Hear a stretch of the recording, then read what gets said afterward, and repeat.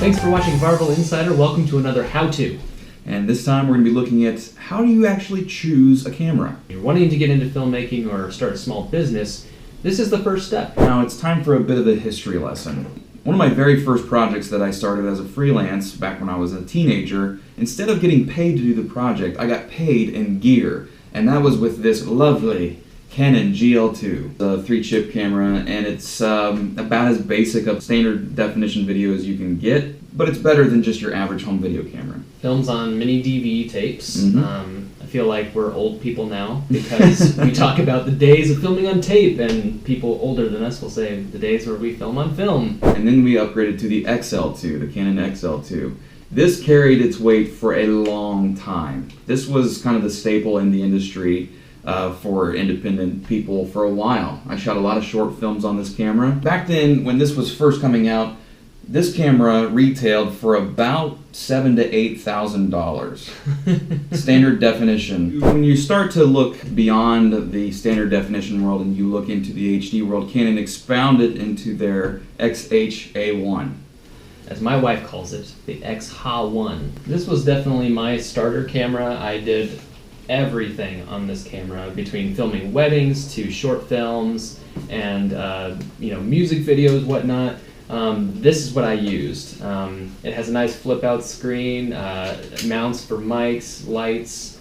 What revolutionized the industry, and that is of course the DSLR world. There's a whole line of DSLR cameras out there from Canon, Nikon, Panasonic. There's others that are there's so many choices.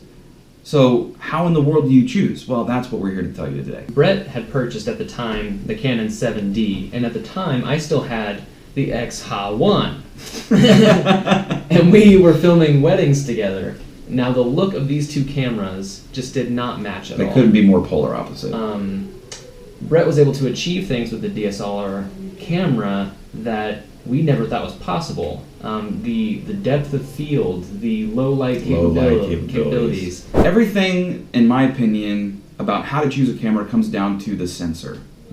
That is really the bulk of why you purchase a camera. When you get a camera, you're either going to have a full frame or a cropped sensor. What is the difference? So a full frame sensor sees the full potential of any lens that you put onto the camera. So this is a 24-70 zoom. This is a 50mm prime. So in the full frame sensor, you're getting a 50mm field of view and a 24-70 field of view. However, the moment you put this lens, which is really wide on a full frame sensor, onto this camera, which is a cropped sensor, it is severely cropped. So a 24mm field of view ends up turning into like a 35. In fact, when you put the 5D Mark III up against the 7D, they're very, very comparable.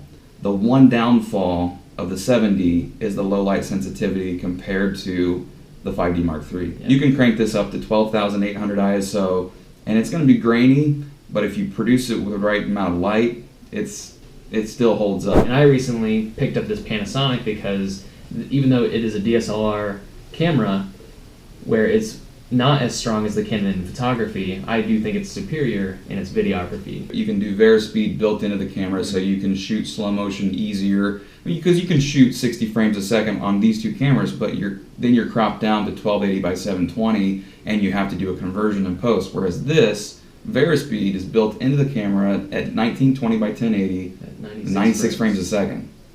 If I'm going to make a major motion picture, I'm not going to get this camera, because where it does shoot 4K doesn't mean that it's going to give me the best picture possible.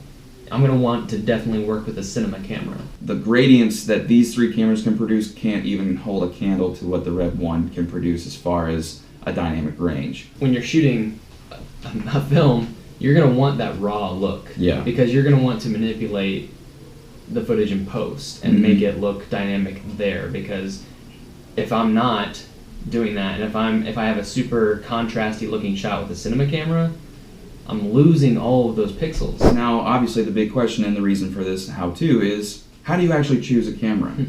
Well, I think the first place that you have to start, and unfortunately in many cases, is your budget. What you see on this table is a representation of where we started and where we ended up. You can go out and buy a Canon Rebel for a fraction of the cost of a 5D Mark III. And that's maybe somewhere where you need to start. We started with little projects, and we did work for people, and in turn, that it allowed us to upgrade our gear. So work with your budget. The second thing you need to consider is what kind of work are you going to be doing with your camera. If you're a filmmaker and wanting to jump straight into filmmaking, that decision is going to be different than if you're trying to get into the wedding business, or if you're in school and you just need a camera to crank out projects. If you want to be very video focused with all of your projects, I would say go with the GH4. Whereas if you want to dabble in photography as well as video, you need to lean harder on the cameras that are geared towards professional photography. And that's where Canon and Nikon's lines trump many of the Panasonic lines. Ultimately, it does not matter. It doesn't matter! We're not saying, oh, only buy Panasonic or only buy Canon. I work with a Nikon camera at my full-time job all the time, and it's a great camera. It's the D7000. We bought all of these cameras with the notion that we would eventually one day upgrade. Look in the description of this video for the links of all of this content, where you can see cameras matched up against each other. Me personally, I would not spend all my money on the camera body, because honestly, most of your beauty of your imagery comes from the lenses of these cameras. And we are going to do a video on lenses in the upcoming future that will also help you in your decisions on what lenses to buy. If you like what you've seen, please be sure to like, share, and subscribe. And if you have any questions or want to know more, let us know your thoughts in the comment section below this video. And as always, thank you for watching Varvel Insider.